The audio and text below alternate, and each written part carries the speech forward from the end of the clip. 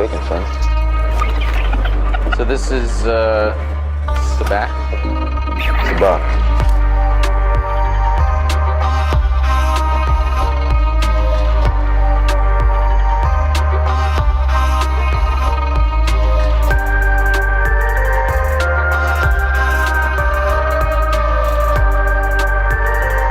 Yo, what is up, guys? Welcome back to Sabacc the Block, the official First Cut Star Wars show. We're here to break down episode 5 of the ACOLYTE. Plus, we're going to be talking about our top 5 lightsaber duels of all time. I'm here to do that with Jedi Mike in the house. Michael, what is up, man? There, I'm on me myself. How you doing? Thanks for having me. Yeah, excited to have you on, man. We definitely appreciate your time and effort. Give us a quick background about yourself, and then give us your background and your history with Star Wars. Sure. My name's Jedi Mike. My name is Michael Sowell. So I actually been a actual certified critic for almost a year now. I've been reviewing movies and building content for about 3 years. But yeah, I'm part of the African American Film Critic Association, along with others that I'm working on right now. I'm based in Washington, D.C. right now, but that's where I'm based and everything. But I travel and I got the pleasure of meeting some of you guys and stuff. And here I am. But where I started out with terms of with Star Wars, again, goes back to just my love of film. So I've always been a movie buff. Again, I mentioned like this is like my ESPN of like people are in sports, I'm in the film. And ever since I was my dad take me to AMC 24 down in Hampton or in Virginia. And we went to go see, well, 2 films that were pivotal for me. It was Sam Raimi's Spider-Man 2, and it was The Revenge of the Sith. And as you know, for me, that kind of just not just made my love for just comic book films and Star Wars. It made me a love of cinema. And I was open to science fiction. That's why I got into like science as a kid and everything. But also like my youngest childhood memory really with my dad, just having lightsaber fights around and our little small apartment we had before we got our house when I was older. But yeah, that was pivotal to me. And I built my relationship with some of my other friends when I was like in Boy Scouts and everything. We kind of had this pack from all the way from elementary school to high school. But it was all based rooted in Star Wars. The fact that we were all different, we were all, have some strengths and abilities and everything. Some of us have a darker side, some of us have a lighter side than others, and the clashing of those two get very interesting. And but yeah, I feel like they're with Star Wars, that's where I feel like I have my passion for film. And then going as I gotten older and actually understanding this craft of filmmaking and everything, that's when I just kind of explored in terms of like with directors, visual effects, and also with sound, with the score, with John Williams and Han, that lead to other, composers like Hans Zimmer as well. And everything got rooted into Star Wars. And still to this day, as you can see, I'm married into to a family that also loves Star Wars too, so that was a plus. So my wife did all of this, by the way. So for me, so yeah, Star Wars is my bread and butter. But yeah, it's a place where I find joy. That's amazing to hear, man. And obviously that's what we love about the Star Wars universe, is that it can bring people together and it can bring people from all kinds of backgrounds together. That's amazing. Yeah, I got to gas my brother up right here, man. He kind of went humble with the intro, but he was just telling us right before the mic, you part of the African Americans Films Association, Critics Association, the Washington. Come on, give your laurels, man. Give your highlights. Yeah, I just want to be humbled, but yeah, because I am here. I want to let the audience know. A part of the reason why I'm here is also these people you see here, because of them, the continuing content that they push. I've seen them on other platforms before they started their own. And I know I went and met, Mark Ellis and Christian Harloff and everything like that. John Roca, I can name, go on. And those people I felt, even though I never met them in person till recently, is that I felt like I have built a relationship with them, how they were talking with film since I was, Lily in middle school watching, Schmoes Know, Collider and everything. And because of that, this is an area that I wanted to do. And by the grace of God, whatever, I was just able to get into the right place in the right time and met the right people. Because the worst thing is also like never meet, your heroes, sometimes that whole trope and everything. But for me, in my experience, I just what you see is what you get. These people are great on the camera and also behind the scenes as well. So I am here, and to get the opportunity to interview and do press and all that, it all started with these guys and everything. So I just want to commend you guys for just doing the work you have done over the years. Appreciate that, man. And that's amazing to hear. RB3, you have any other follow-up? Nah. Just thanks for the love, my brother. Thanks for coming through. Absolutely. Yeah. Love having you on, man. Let's get right to it. Let's get to the green Psylocke for today. Wait, give me a second. Sorry. There we go. If you'd only had this little green Psylocke. And our green Psylocke for today is something I'm super excited about. We are doing our top 5 lightsaber duels in honor of last night's episode of the Acolyte. We saw a lot of crazy lightsaber on lightsaber action. So I wanted to do our own personal top 5 list. Everyone's got their own top 5 list. You can give me yours in the comments down below or in the chat right now if you are in the chat right now. So I want to get right to it. Everyone has their list. Let's do something. I'm pulling an audible right now. Let's do honorable mention. Who's one honorable mention that you're like barely almost made the list? It's like 6th place coming off the bench. Who you got for that, Michael? I take it back to Clone Wars. Sidious versus in a 3-way fight between Darth Maul and I'm forgetting his name. Savage Opress? Yes. Not only because listen, animation is one thing, and I had to be careful with this list. I just pertain to live action, but actually except for one, there was without question they had to be on the list. But the fact that animation back in the day when it came out, Clone Wars, we never actually really seen Sith on Sith back to back, and also to see the Emperor just walking in and owning the place, and the way that he did. And yes, we had that with the prequels, with the episode 3, especially when the council, when they arrived to go to rest the emperor. But that still, to me, that was honorable mention. Didn't make on the list though, because yes, the choreography, the motion, everything, but I was like, that was like a fan geeking moment. The ones on my list are also based on not only just terms of choreography, but more importantly, the story, the score, and the impact it had in the overall Star Wars universe. But yeah, I had to have the honorable mention with that. That's a good one, man. That's a really, really good one. I'm also going animated with my honorable mention. Everyone knows where I'm at. Shout out to Star Wars Visions. I really do feel like they're ahead of the game on a lot of stuff, and you might see something else Star Wars Visions on my list. That's a little tease I have.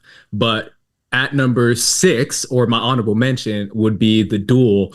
Is Ronin versus Scoudu. This is the first episode ever of Star Wars Visions, the one that opened the door for other animated projects to do so. And it's all about a Sith on Sith, like you said, kind of action. And I absolutely love this duel. It's heavily inspired, obviously, by Revenge of the Sith. But I do feel like the combination of her umbrella lightsaber, something we've never seen before. I think that's one of the coolest designs I've seen for a lightsaber. Plus the idea of a Ronin who's a Sith fighting another Sith, or an ex-Sith, or whatever you want to say. I really do feel like that lightsaber fight is one of the best for sure. So that is my honorable mention. Let's get to our official list. Michael, what is your number 5 at lightsaber fights? All right, I'll make sure I didn't forget. I make sure I send it. Okay, wait me 1 second. So number 5, probably the best, obviously going to a controversial time within Star Wars, but without a doubt was probably one of the most impactful moments cinematically. The Last Jedi, the Kylo Ren and Rey, not versus each other, but working together against the guards of Snoke and everything. Praetorian guards, yeah. And I'm like, that.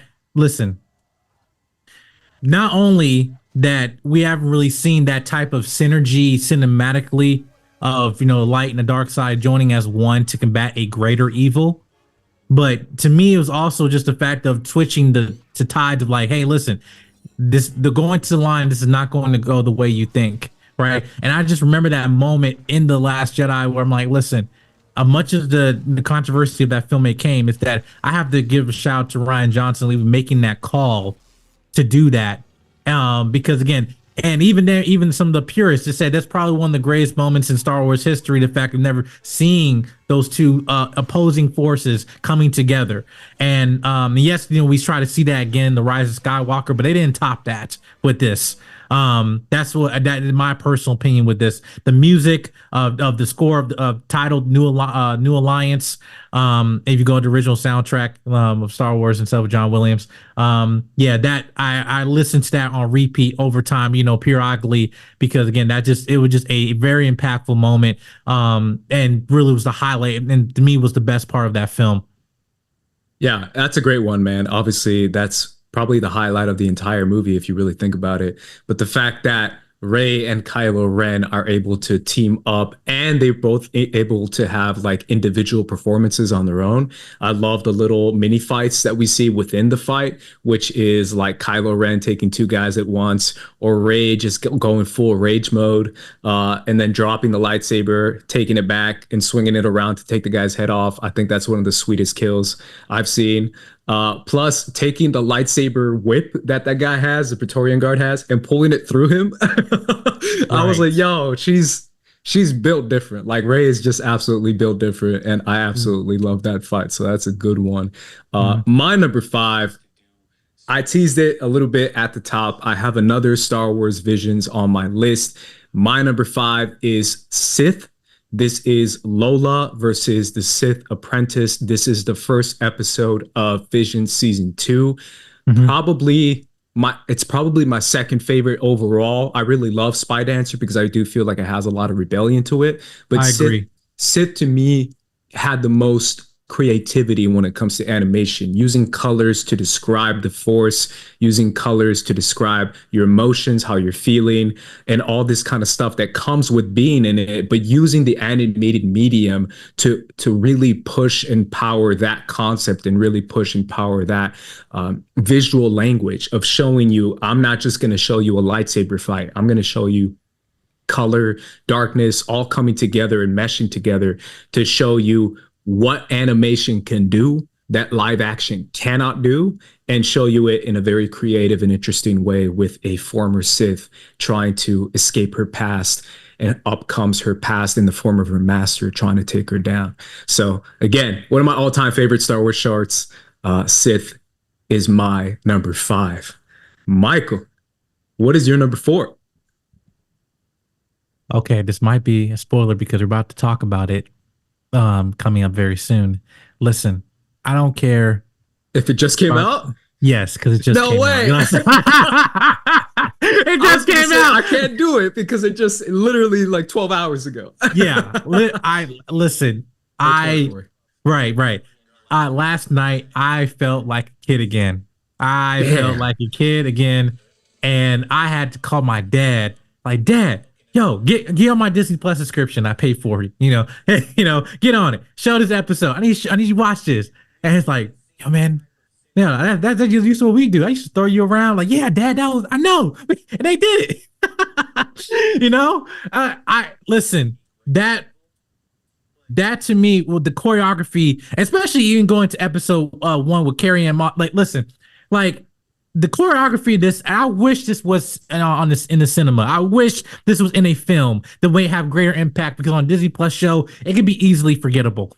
But for me, it isn't. This was some of the best post Disney live action choreography we have gotten. I felt like in years. Like, I mentioned my number 5, Last Jedi, which is like what came out 2017.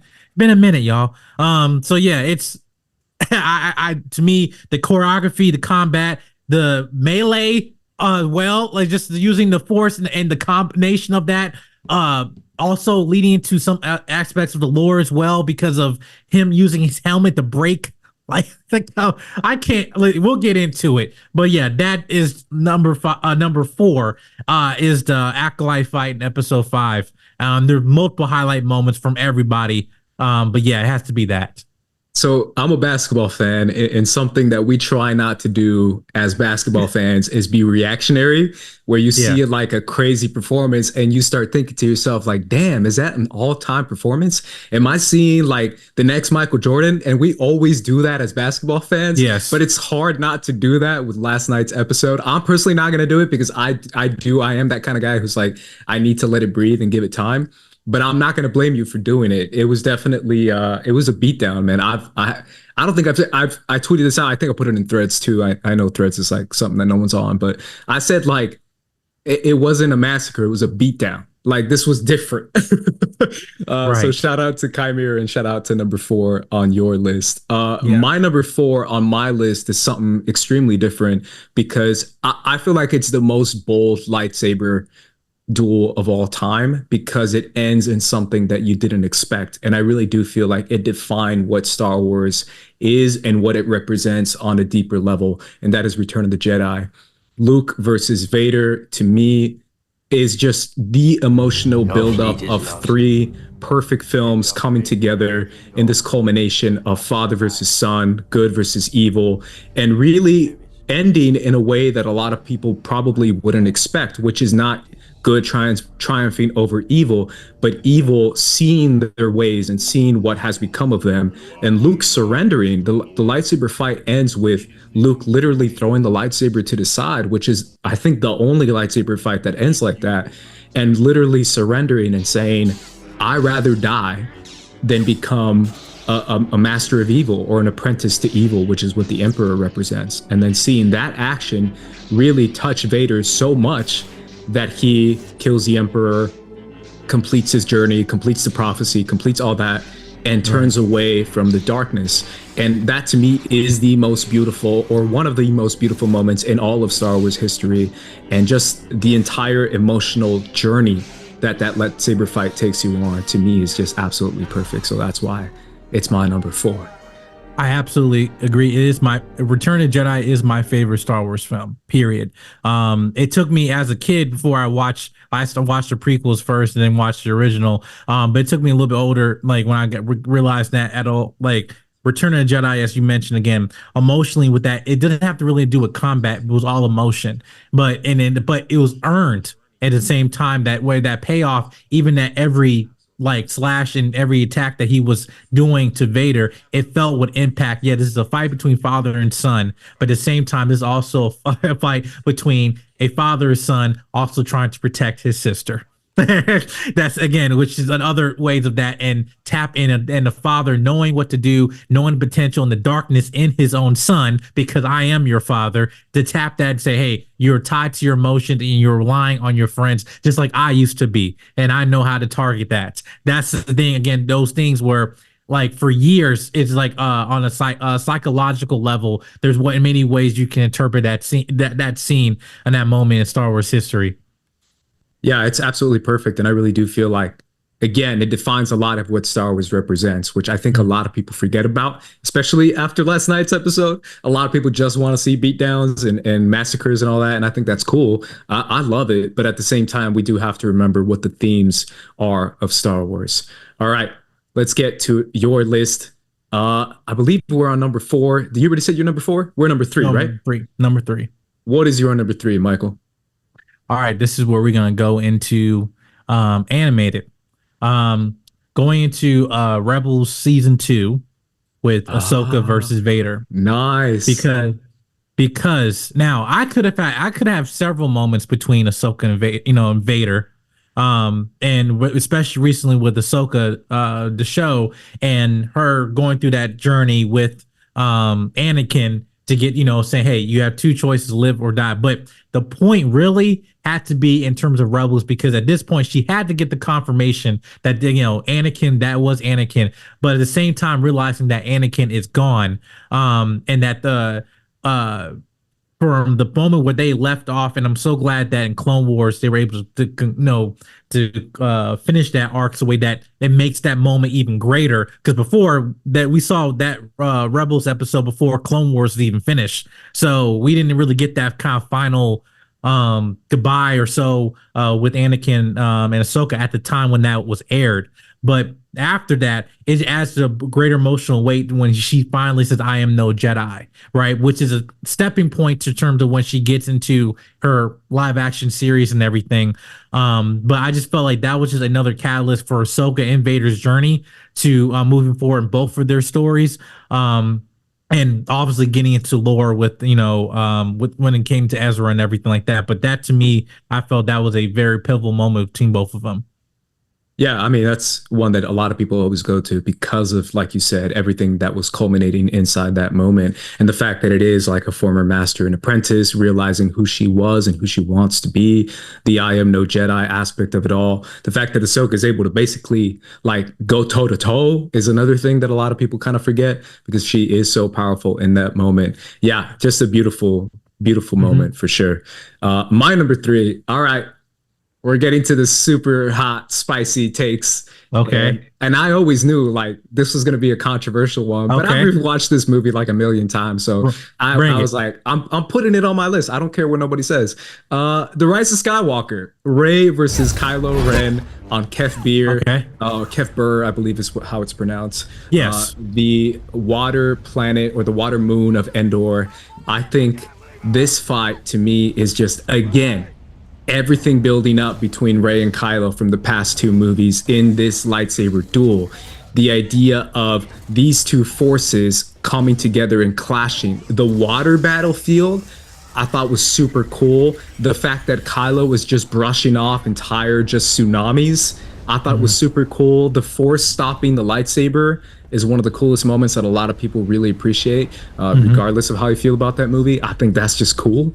And then the fact that Kylo kind of wins, but then Leia takes back control of that scene in that moment, and then Rey's able to stop Kylo, defeat him, and then immediately heal him in that moment because of who they are as a dyad and as just a connection that is just unstoppable together. So that's why for me, Rise of Skywalker, Rey versus Kylo, that's my number 3.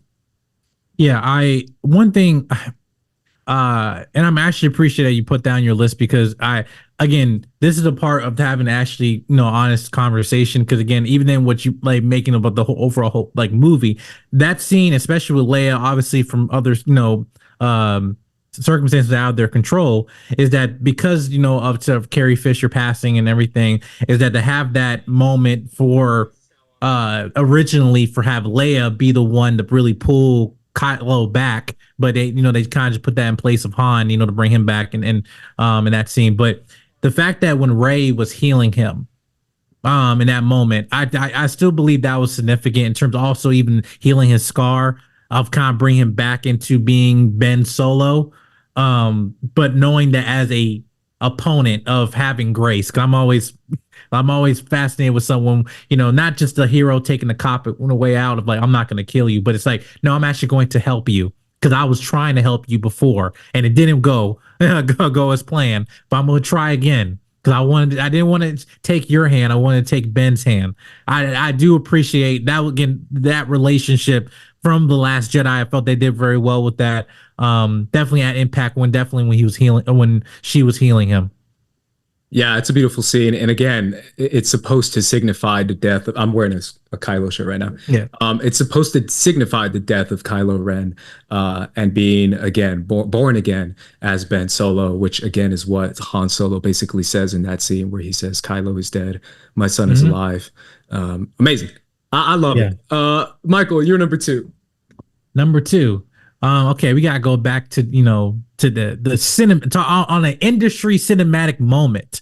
It has to be Phantom Menace with Darth Maul and Qui-Gon Jinn and Obi-Wan, because again, Duel of Fates, the score. Listen, I am an opponent. I've actually watched the behind the scenes feature, the special edition of the making of Star Wars and everything, more than actual watching Phantom Menace, because how they choreographed that scene, having the orchestra and the symphony that come in at the same time, it's the synergy. And I'm talking about as a film fan, that's why to me it has to be at least a conversation of top 3, because it has impact on cinema, not just on Star Wars, on cinema, and to the point where even at moments when that score is something that we always can go back to And then when Obi-Wan, when the first trailer came out of Obi-Wan, and then we're seeing him watching Luke and stuff, and all of a sudden you just hear the dual face and stuff. I was like, okay, this it brings you back into a memory, not just of watching it, but just experiencing of that moment and what it meant. I guess the impact of Star Wars, but cinema in general. Yeah. Yeah, and I just felt like that had to be definitely be in top 3, but this took the number 2 spot. That's a great one.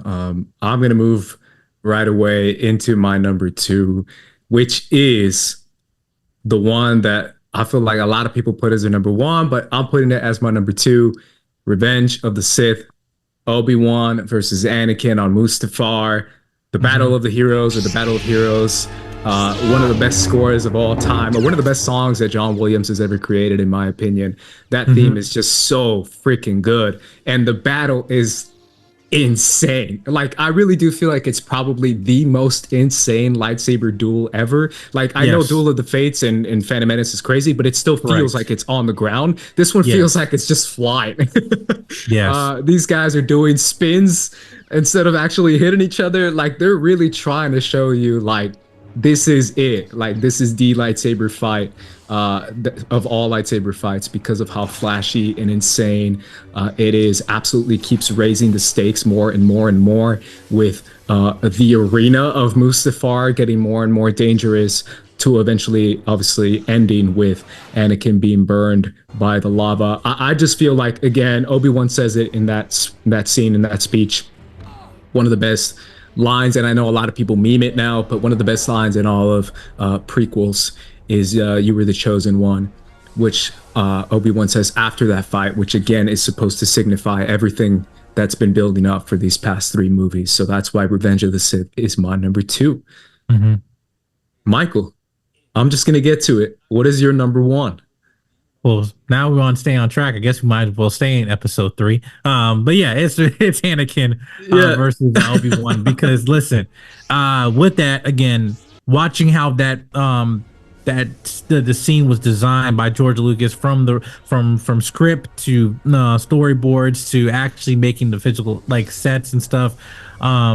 That to me, I'm just like fascinated, keep watching it. Like, every time we watch, I don't get bored. I'm sorry, I'm a fanatic on that. It just, again, because it's about the technique of what they did there.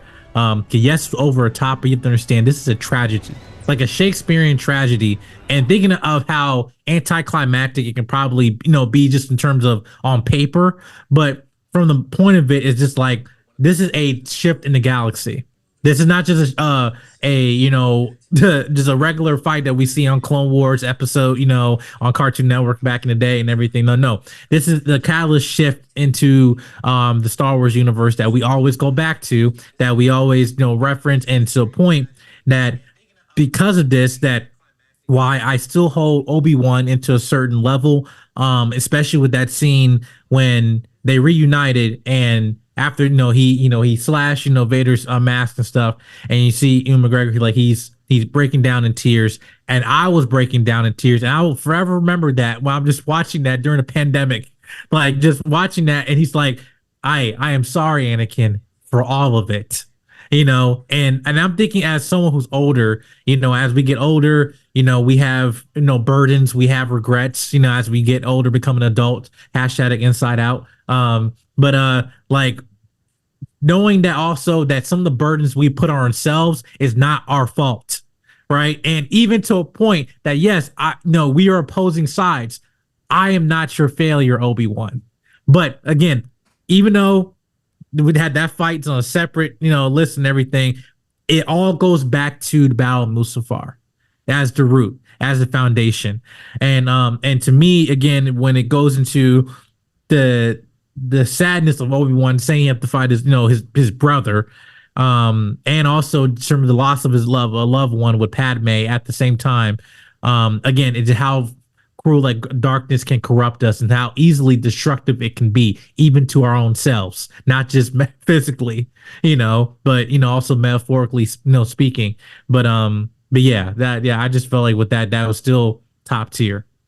Yeah, I mean, I was gonna say also shout out to that one too. I really do feel like that could almost make my list too, and it almost kind of did. The Obi-Wan versus Vader and the Obi-Wan Kenobi. I really did love that fight, and I love how Obi-Wan was on the ropes and he was just came back out of nowhere, like one of the best comebacks ever. Started swinging like Rocky. I was like, Right. Obi-Wan's. People I forget trained you, how boy. different is. I He's trained so you. different. So I love that one. But yeah, Anakin, Obi-Wan. To me, I know a lot of people might say it's too much, but I think it's too much on purpose. It's supposed to be just absolutely insane and just over the top and just really showing you the emphasis of what's happening in that scene. So I think George Lucas nailed it with that battle.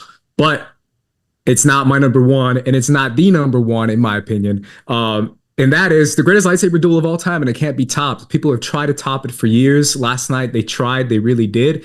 And maybe after a couple of rewatches, they might have.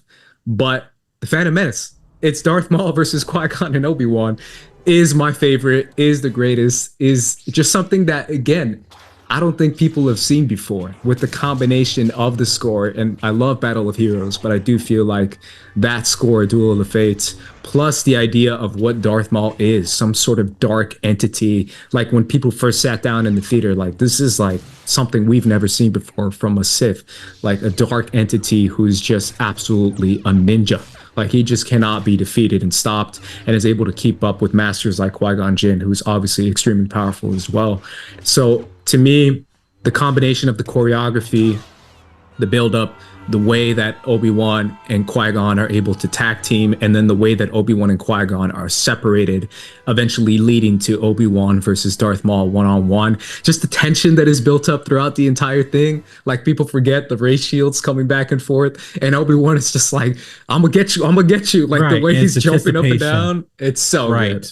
It's so good. That's why it's my number one. But yeah. Absolutely.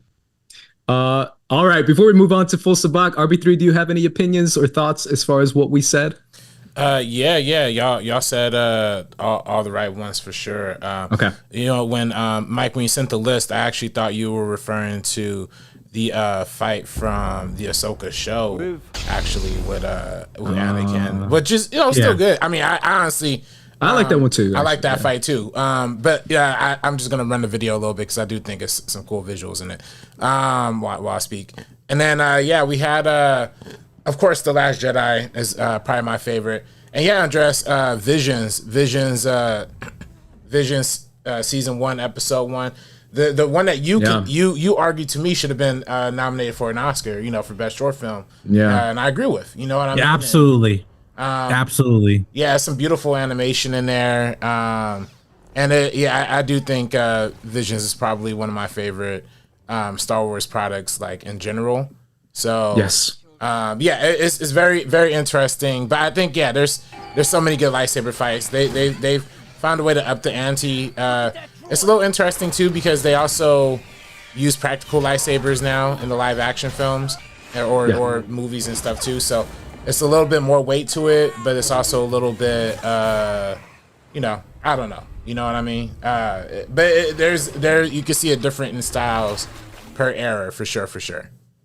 Yeah, and I think that's cool. I think that works and that functions within the story. I don't necessarily think that everything has to be the prequels. I know a lot of people prefer it, but I feel like you can develop and make a good lightsaber duel that is relevant to the story without making it, having crazy backflips and moves and stuff like that, which is why I chose stuff that doesn't have that, like Return of the Jedi or Rise of Skywalker.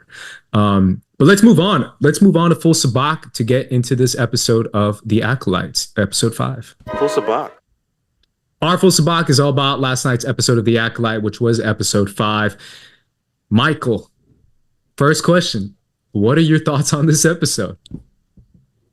I actually have the moment I had recorded because I'm not gonna lie, I had my review. I was literally done with this show. Not for the reasons for what they were saying, obviously with the general public and everything. It was just that I was just kind of getting bored, in terms of the pacing of it. Again, really cool concepts that they're doing here. Really cool concept they're doing here and everything. But I was I was just kind of like, all right, I'm still sticking through because I still have to watch it 'cause I'm a critic. Then I got a call from my colleague. Hey, Mike, you want to jump on the stream? We're reviewing Acolyte episode 5. All right, I'm watching this while I'm catching my wife up for Umbrella Academy and everything, watching this. And then I'm watching on my phone and I was like, okay, all right, I'm hearing some lightsaber fights on the side. All right, what's going on here? Watching it. All right, okay, that's cool. I'm seeing how fast he's moving.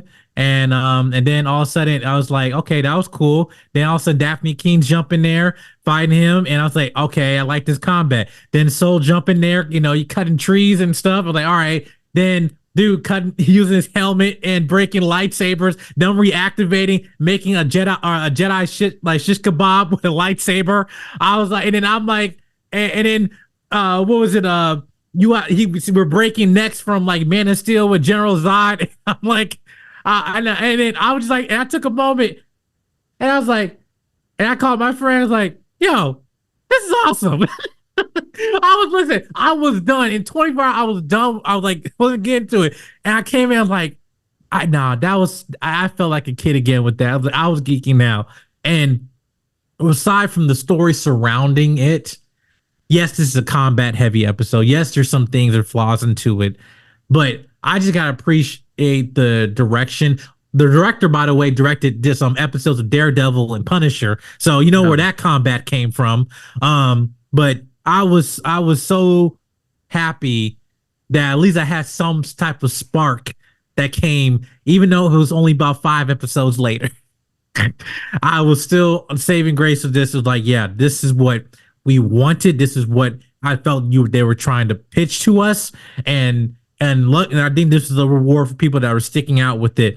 But yeah, I just say bravo to them on this. And I hope cinematically, cause that at the end of the day, that's where it matters, that they learn from this and get this. I have nothing to say else on that. But yeah. Yeah, I loved it too. I really did feel like it brought something different to the show because of the action heaviness of it. But also, I've been really enjoying the episode. I kind of like slow. I vibe with slow and I vibe with slowness. So I've been really appreciating it. But I do feel like it needed a little bit of spark. And I do feel like we needed to have that reveal of who this Dark Lord was and who Chimere is, and having that to be revealed. I also want to give a lot of credit to like just a throwback feel to having a badass villain, where I feel like you can't go wrong with that. You just can't go wrong with a guy with like cut sleeves and just swinging lightsabers around. The forearms like this. Yeah, he was like, and he's just like flexing and stuff. And I'm like, you know what? Why not? We need a throwback sometimes to this kind of stuff. And this guy was that. He was built different. He was that kind of dude who will kick anyone's ass. And I just really felt like you kind of need that in Star Wars, especially with everything that's been going on. And I feel like he brought that to the like nth levels. The fact that, like you said, cortosis, the material made out of that kind of dude, armbands that are able to resist lightsabers and are able to short them out, like short circuit them quickly. That is the perfect way to show how you're able to take down multiple Jedi at one time, because it's almost impossible. I was thinking about it, like no matter where you're lunging, if there's another Jedi lunging, but if you're able to short circuit even for 2 seconds, that's enough time for him to be like, whoop, there goes your head. Right. So I loved it. I thought it was really cool to have that action heaviness and to have the reveal. Because if there was no reveal, to be honest, I think it would just be like a cool action episode and no story. But having the reveal, having his motivation, having him be pissed, all that other stuff that's really surrounding the story, having Soul being questioned, all that stuff really functioned with me. But let's just jump right to the lightsaber battles. It starts off with him versus several Jedi. What was your first reaction to seeing him short circuit it with his helmet? I had to rewind. I'm like, what did I just see? I'm like, wait, hold on. Hey, hold up now. I was like, I had to, I had to see. Hey, what? No, okay, no. I'm seeing that for real now. I was like, okay, this, the fact that it was a build up to that. I'm like, okay, that ain't no Beskar. Like, I mean, obviously, stuff like that, but also like, I know also in terms of materials within Star Wars and stuff like that. I was like, okay, this is also can also lead into legends in some aspect too, because this is what people don't talk about. Because I saw you mentioned about the people like how he's able to deflect going against like with 3 other different opponents and everything, because with the Maul fight he had the double blade lightsaber, and that he was able to like, well, every type of counter move you have, you weren't able to reach him, but here you able to just reach him if you just gang up on him. No, he was not using the helmet because he was a savage. He was using that helmet as a strategy to block people off and throw them off like that, because again, they have never accounted anything like this before. And even then, when he responded, was saying like his fight choreography, whatever, is unlike anything we ever seen. He's not consistent, whatever. It's like as a Jedi, they're completely out of the loop. So it's like they're even how you fight as a Jedi, knowing what your next move going to be, but you don't know, and you're in the dark. All right, I'm not just also because it's nighttime, but I'm like, seriously, it's like that to me where it was a build up to that. And seeing, I think it was Osha or May, I think it was Osha. It's just the reaction of her, like seeing this around her as she's waking up and knowing, like, it's us, kind of seeing like what's happening at the moment after this big, blast from the previous episode. So yeah, it definitely built up to that, but I love that. Yeah, I thought it was cool. At first, I definitely was questioning it because I was like, wait a minute, what is this? But obviously later on, I appreciated it more and more because, again, I thought it was Beskar too because obviously we've seen that before. Right. But the realization that it's something else was really interesting as well. I feel like we got to jump to, like, he is the MVP of this episode, in my opinion. But other MVPs, I got to give a shout out to Jackie. Jackie held her own. Jackie was holding it down, and I really did want to, like, she held it down more than Masters, and those guys were Masters. I was like, this girl's an apprentice. I got calls from people like, man, how is she gonna fight? But again, like, no, man, stop the BS with this. This is what happens when you train your pupil well. We are the standard where they must go beyond. That's literally what Luke Skywalker said. Or no, excuse me, Yoda said in The Last Jedi. But Luke Skywalker had to receive that lesson again. That's the point. It's like when you train your pupil very well, yes. Yeah, like what you expect. Oh, she's fighting better. Oh, this is the agenda. Forget all that, man. This is what happened when you train, man. It's like I didn't get, but like this she would tie back to her X-23 days, man. Yeah. I loved it. And hopefully a precursor in 3 weeks. Hopefully. But I love that. And I love that for her as an actress too, because just knowing from where she started off to where she is now, I'm just proud that she's able to use that type of choreography again in her roles, just the way that she's not just X-23. She's also, a Jedi and who had an amazing moment in Star Wars history that will forever be remembered, and have a stamp in. So she definitely made her stamp in Star Wars tonight or last night. Yeah, and I feel like that's important, right? I've always said, like, if your character goes out in a really cool way, regardless if they live or die, like, if you go out like a badass, then you're a badass. Like, it doesn't matter that she got killed, in my opinion. I mean, obviously it does matter, but it doesn't matter in the sense of, like, being one of the only Jedi holder. Like, not even Yord. Like, I thought Yord was going to cook a little bit. And he kind of held his own, but Jackie was just going, toe to toe. So right. I got to give her a lot of props, but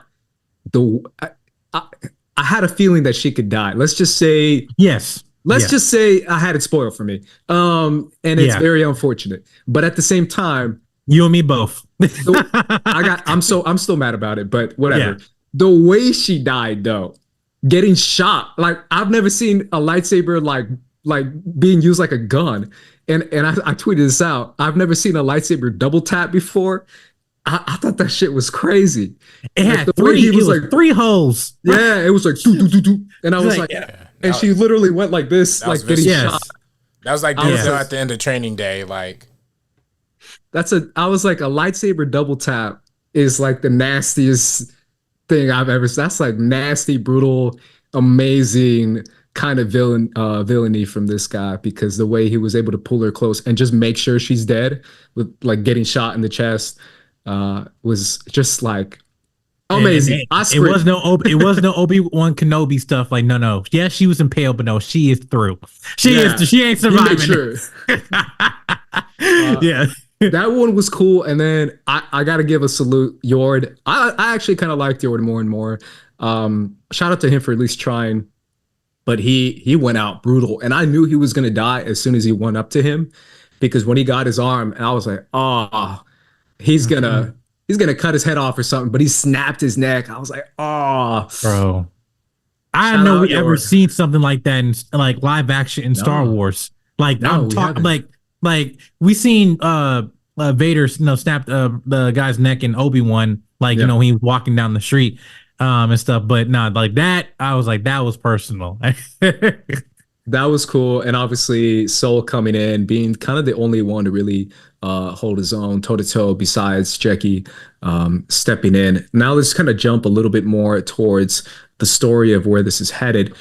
We see that Chimere has a connection with Soul, and we see that he is saying that he did something to Osha, or like he says, even after what he did, you're still loyal to him, implying that Soul has done something in her past. What do you think this whole connection between Soul, the connection between Chimere and Soul and Osha is? Yeah, so with and again, I like the dialogue between Chimere and Soul, because again, yes, you have first you have to understand that the position is giving the Qui-Gon Jinn feels and everything, but I also want to keep making that comparison. Because again, let him just be who he is as a character with Soul, not be kind of just like we like Qui-Gon, but I love Soul for what this actor is doing with this character. And the way he's kind of asked, you fight like a Jedi, but you have a Jedi weapon, but you're no Jedi. But then, he's still Chimere is teasing him, saying like, you don't remember me.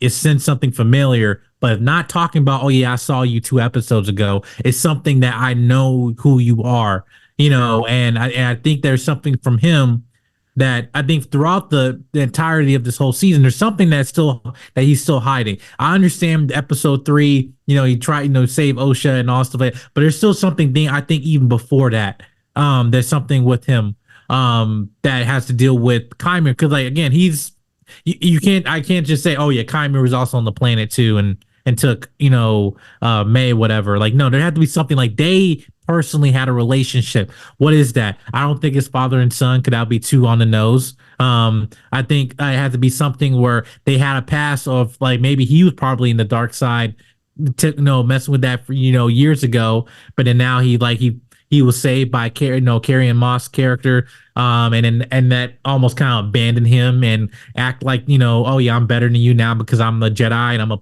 cop now. And he might have felt like I know what you used to do. You used to wreak havoc and everything and stuff. And now I just embrace my darkness. What about you? You're hiding it. So again, there has to be a secret of that he had a past.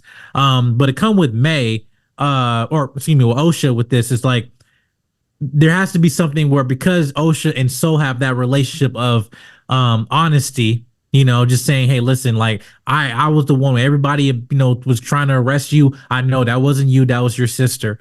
And but to have another secret that probably changed her perspective of Soul, I think that'd be add another layer to hey, who is actually the villain of this show? Or are we all there's no black and white, it's gray. Those themes I'm very drawn to, which in the previous episodes I know the show was trying to do. I just wanted more of that. But yeah, I feel like that's can be, if they execute that very well, that can be really interesting to see. Yeah, and I think it's all going to link, personally, at least with the Soul and Osha one, I think it's going to link back to the episode we saw, the episode 3 flashback, as far as what happened to her coven. Because I personally feel like they're hinting more and more that maybe even Soul gave the order to take them all out. Something brutal, like something that we're missing, because again, May in episode 1 comes up to Indara, which is Carrie Ann Moss, and she says, I don't pull lightsabers on people who are unarmed. And she says, yes, you do. She says, yes, you do. She remembers her specifically doing it. So I think she did pull her lightsaber out and started attacking the witches, but maybe it was Soul's command. Maybe he was the one who said, take them all out. And they just went nuts and started attacking these witches. Something like that. I just think it's going to be something pretty heavy, pretty brutal. It's not going to be something that Soul is going to brush under the rug. It was a mistake. It's got to be something heavy. But also, I kept thinking about, someone pointed this out to me, because I kept thinking about how Osha said, No, Yord said to Osha, he got into my mind, and I don't know how he did that. And Osha was like, "Oh, my mom used to do that." And I think that's a Yes. heavy, heavy, heavy hint Yes. to show you that maybe he was trained by the Coven.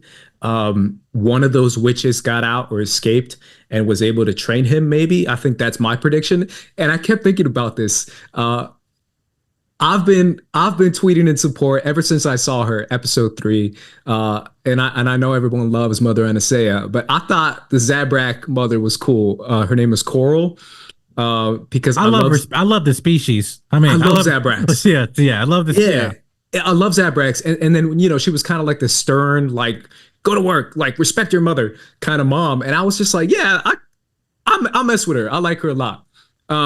And then someone pointed out to me, like, wait a minute, I don't think I saw her body in the flashback.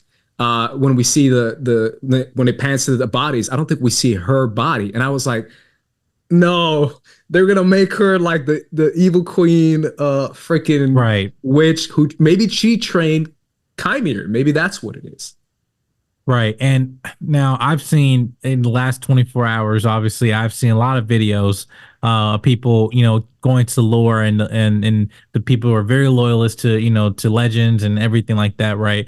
To me, this is I don't know what direction they're going to go, because everybody's thinking this, and I'm saying, watching the show, I don't think the show even gave any indication of that, but people thinking that they're going to try to make somebody Plagueis in this show, and possibly that she or somebody might be the figure that kind of lead to the origin of the Sith, and it might actually be a derived from the Coven, because the fact that they manipulated the Force, and or the thread, but then that kind of bleed into terms of what the Sith, who they are, and what they stand for. Again, I'm not saying that's where they're going to go. And to me, watching, I don't think they give any indication that they're going to go that route. So I think it's kind of wrong for me to say, oh, they're going to go down this road. I don't want it. Like, no, we haven't seen that. When it comes to what the seeing if his origin is going to be tied into with the Coven, I think possibly. But again, I think it's going to you only have 3 episodes. You only have 25 minutes, or so max, give or take 30 minutes in the final episode. And I'm wondering how they're even going to wrap all that up, unless they just, keep the consistency of this. And that's where I was like, I don't want to have any type of speculation what could be. Let me actually experience the next 3 episodes and come back and like, hey, do I think this narratively, this was a right choice, instead of me trying to formulate my own opinion on that, because that I'm kind of go with the flow on that one and just see where it goes. Yeah, same here. But I do feel like that could be a really cool way to show the origin of the Sith, right? To say it came from this Coven. Then it was trained into Chimere, and then Chimere took that, and maybe he's the master of a Plagueis or of something like that, like 20 years from now, right? Like, let's say he lives, and 20 years from now, that's his like apprentice or something like that. Like, that's a cool way to explain it. Another theory I got that I'm starting to vibe with a little bit too is that maybe the reason why this is going to diverge from the Sith completely, maybe he starts out a Sith, but he becomes something else. And a lot of people are saying, what if he's the first Ren, which is the Knights of Ren, that a lot of people don't know about, but it's not necessarily a Sith code. It's much more of an open, like dark side user kind of code, where they just kind of pillage and ravage and do whatever they want and take over planets, especially in the unknown regions.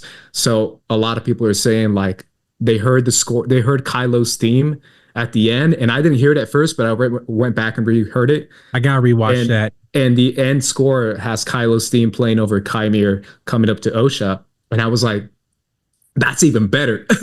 That'd be sick if he's like the first Ren, and he comes in with the Ren code, and obviously becoming the Knights of Ren, which is something else.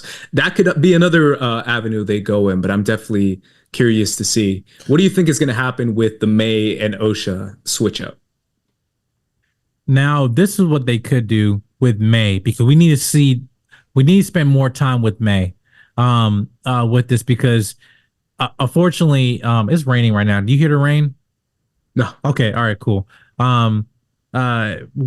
This show was sold to us as seeing the perspective of the dark side perspective and everything. And I'd be and I'm saying, what if they actually take a narrative approach where everybody from Soul, OSHA, and everybody are at the end of this series is gone, and then we just have May and Chimera as the focal point of moving forward to the dark side and seeing, hey, this was their story. We were and kind of getting to the whole point of like where you remember the cinematic of Old Republic with the two brothers? Yeah. Where they're twin brothers, and then one of them, they're all the yellow lightsaber, but eventually one end up killing the other one, and then actually the father actually finally accepted him, and everything. I think that's probably because you saw that with Chimera in this episode where he told, hey, you can learn from this pupil right here. She's loyal, right? And I think that's gonna get to her because again, she has an ego. She has a really small temper. I think it's that point where it's like, oh, hey, maybe your sister's better than you or something like that. And getting to a point of establishing the rule of two at the end of this season. That's where I want. And I want it to be like a tragedy almost. Like just like say, hey, we're to the point of this dark side where it's like, hey, fear leads the path to the dark side. Fear leads to anger. Anger leads to hate, and hate leads to suffering. And what greater suffering than the loss of your sister? At the end of this, and I think that's probably where they can probably go with this. I don't see May or not. I don't see OSHA being trained to be a Jedi in 3 episodes. I just don't see that. But I'm trying to still figure out what's the choice of her cutting her hair at the end of like, is she trying to blend it, like do something else? But she's really flip-floppy. I think that's a con for me personally with May, because she says she wanted to go turn herself in, but then all of a sudden when she gets arrested, then she wants to start killing them again. And then yet when Chimera comes and approach her, she runs away. And so it's like I'm just kind of like, it's convoluted for me to follow her. And that's why I really hope these next 3 episodes focus on May, because I already get OSHA at this point. We see her perspective and that's it. I really want to see May's perspective. So yeah, that's what I really want to see. Yeah, she's very much like, I think she's kind of out for herself in the end, and that's why she's very chaotic in that way, where she's able to switch sides back and forth and just be choosing her own path in survival. I'll say what I said last week. I think this is where it's heading. I think this episode hinted at even more and more, which is OSHA is taken under Chimera's wing, and then he tells OSHA the truth of what happened on Brendok, her planet, and maybe it's what I said, which is that Soul killed her whole coven and her whole family, and then she goes back, kills Soul without a weapon, which is what he's wanted from May, and then he takes her as his acolyte. And that's the whole twist, is that OSHA turns to the dark side after killing Soul out of vengeance for her family, and she finds a way to kill him without a weapon. Like I said, it'd be like some sort of force move or something. And Chimera sees that, and he's like, I like you, girl. I'm taking you to the dark side. And that's the whole twist in as far as where OSHA's story goes, where she's actually the May? Dark one. May, I have no idea. That's right, the thing. I think May that's just, what I'm saying. I think May just becomes a bounty hunter. I don't know. Hold up. What if Soul kills May, and then that's what ends up that's even better. OSHA? Like, that's even better. Yeah. See, because that's a good one. Here's my thing. Like, I kind of sensed the Chimera thing last episode. But when they revealed it, I was like, okay, like they're going full in on it. But there does need to be a deeper motivation, because you're right, Mike. The flopping between May, it does seem kind of random. It doesn't seem consistent. I feel like that means her character's not gonna end in the most like fortunate way. I feel like that's kind of from just they want to use her for motivation for something, I feel like. But I don't know. I could be off about that. But I will say, I think you're dead on when you're talking about the Knights of Ren situation, because that's what I thought. Low key, that's what I thought the show was about. Like initially, I thought that's what. Even when they announced it, I thought that's what they were kind of talking about. But then, of course, it got into the twin stuff and whatnot. But I think that's probably the most, because the helmet looks just like Kylo. The saber being like the jittery kind of red situation, and it broke off into the other saber during mid fight, so that was kind of cool too. But yeah, I could see it being like a nice Ren kind of situation. I'd be so cool with that. I would love that because to me that would bring a lot of support to some stuff that we really don't know about. And I know there's a comic on it about the Ren and who the origin is, but it starts in the Imperial era. So I would love it, and he's apparently getting that from someone else. You're supposed to pass it down, the title of Ren. So for me, him being the first is really something that hasn't really been talked about too much in canon. So I think that'd be really interesting and cool for sure. But yeah, let's wrap things up. Any final speculations or thoughts as far as what's coming next, Michael? This is my only speculation is that keep the entertainment value of this episode up, and because you have some people to be this thing, people who gave up on the show already give up on it. It doesn't matter, whatever.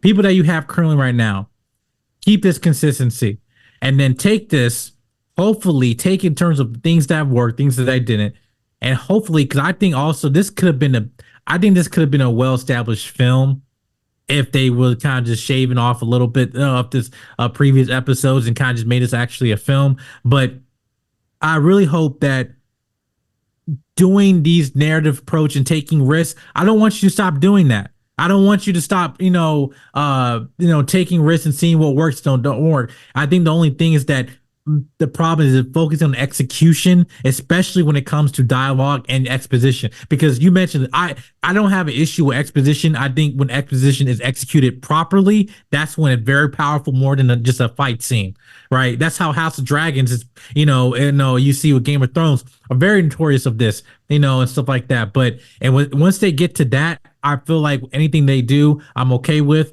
Shout out to the director of this episode. And I really hope we don't get the curse of Disney Plus 8 episodes that we see on Marvel, where we'll have a very good second to last episode and a very mediocre finale. I hope they break this curse with this show. But that's all I hope for. I'm not gonna say. I'm not gonna get into that. I'm not gonna get into it.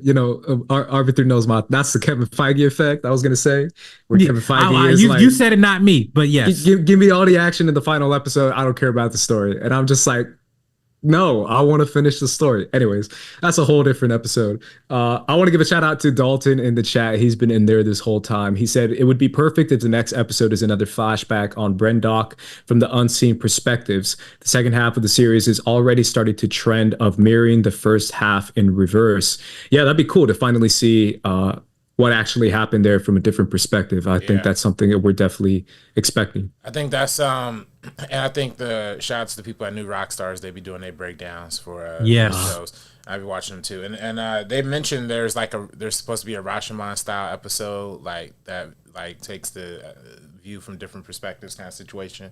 So I think that would be. I think I will. That's the episode I'm actually looking forward to the most. And I feel like that could be highly entertaining. You're talking about the consistency, Mike, because I do kind of agree, and I'm glad there's a great episode here, because I'll be honest with y'all, like, I like the show, I've been watching it, but it's not well made. You know what I mean? It's not the best executed from a filmmaking perspective. But you don't want to be clowning it right now, because there's a bunch of other lunatics online who are clowning it, and you don't want to even associate with that. You know what I mean? Exactly. So I feel like, so and it's not, and the reasons why they say it's bad, it's not even bad. Like the fire thing is stupid. I'm not even worried about that. Like all that stuff's stupid. It's talk about the filmmaking, but here's like it finally the kind of story, because I love murder mystery. And the level of story is matching the action level with this episode. You're right, Mike. I hope they keep it on that same level going forward. Yeah, absolutely. We are excited to see what happens in episode 6, but we are going to move on to Squad Up with Squad Leader Ace. This is where you pick different characters from the Star Wars universe for a specific mission. And for this mission, you are a Jedi going on a mission to investigate the appearance of a dark side force user. In order to accomplish your mission, you need a team. You need a Padawan, a reliable apprentice who will have your back in battle and listen to your commands. You need a guide, someone who knows the terrain and will lead you safely through the planet.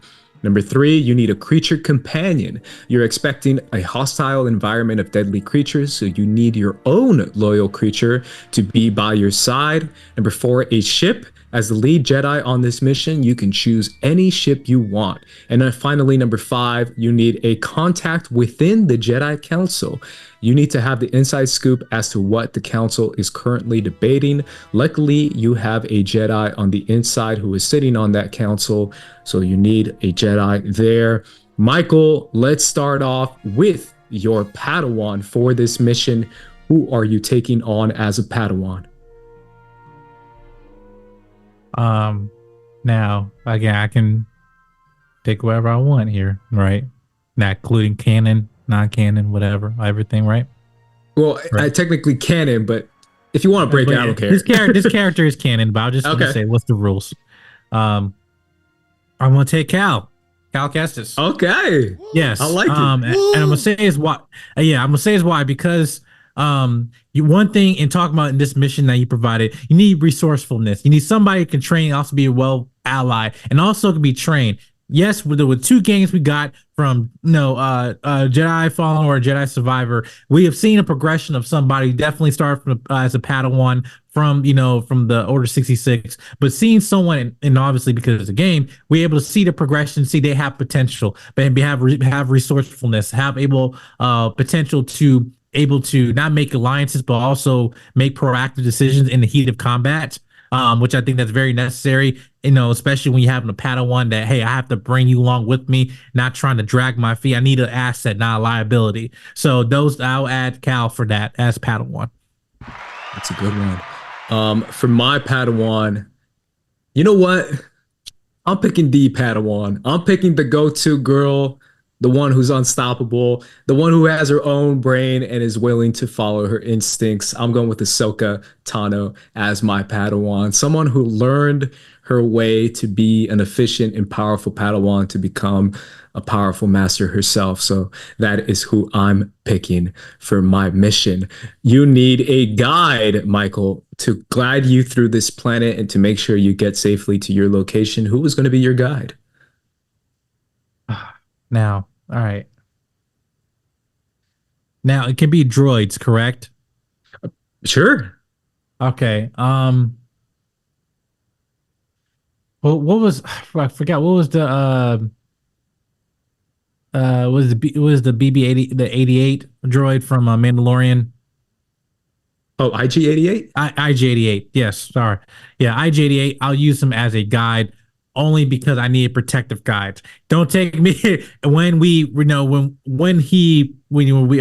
re-engineered and actually became a protector for for Grogu and everything. I think a droid as a guide is best resourcefulness, but also one that's also a bounty hunter, knows also things in a more off-grid market, and some things like that. I think that for me, I would use that as a droid as a guide. Yeah, because even then, if things fail, whatever, we can just reprogram them, use it for something else. But I'm gonna use that as a guide. I think it's IG-11, by the way, because IG-88 is the one in Empire Strikes Back. So IG-11. I was mixing two. I was mixing two, the one from Mandalorian. Yeah. But yeah. My bad. I should have caught that, but that's a good one. That's a great one. Okay. Speaking of that, there, same universe, same show. I'm picking the guy who I swear this dude just knows everything about planets, and you can get this vibe from just the first season of his show. I'm picking Din Djarin, the Mandalorian himself. I feel like he is a guy who's really well studied in cultures and the way to react to people and in the way to walk through and survive in any terrain and in any planet. The guy is just an absolute master of that. We see him when he's playing freaking Coyote to the Frog Lady, being able to get her safely across to different locations and surviving the ice spiders and all that. I feel like Din knows his way around, and in case anything happens, he will have my back. So that's why I'm picking him. Who is going to be your creature, your fierce, powerful creature? So I also didn't know what planet we're on. Yeah. But you can kind of pick your own in your own planet. But I say if it's trained very well and if we're going into combat, I'm going to use the ACOLYTE from from Attack the Clones. Yeah. Because again, just territory, mobile, height as well. But I think again, yes, they're vicious, but when you're trained, they're very valuable. So that's why I'll use the accolade for that, because again, easy to take on targets and everything. But yeah, I'm just imagining if I'm riding it. That's to me, I just feel like that would be very resourceful. So yeah. It's such a good choice because I was thinking about it as well, because I saw an art piece. I don't even know if it's canon because I haven't kept up with the High Republic, but of a High Republic accolade that's well trained.